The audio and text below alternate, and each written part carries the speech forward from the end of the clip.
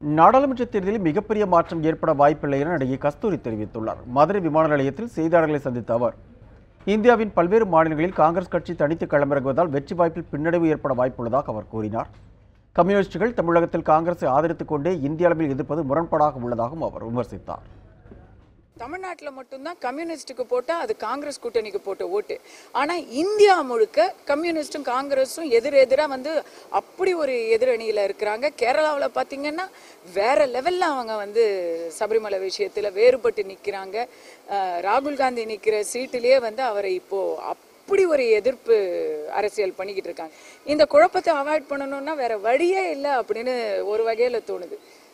ராகுல் காந்தியா மோடியாங்கும் பொழுது காங்கிரஸ் டைரக்டா கண்டெஸ்ட் பண்ணா பரவாயில்லை, இந்த மாதிரி குழப்பம் பண்ணா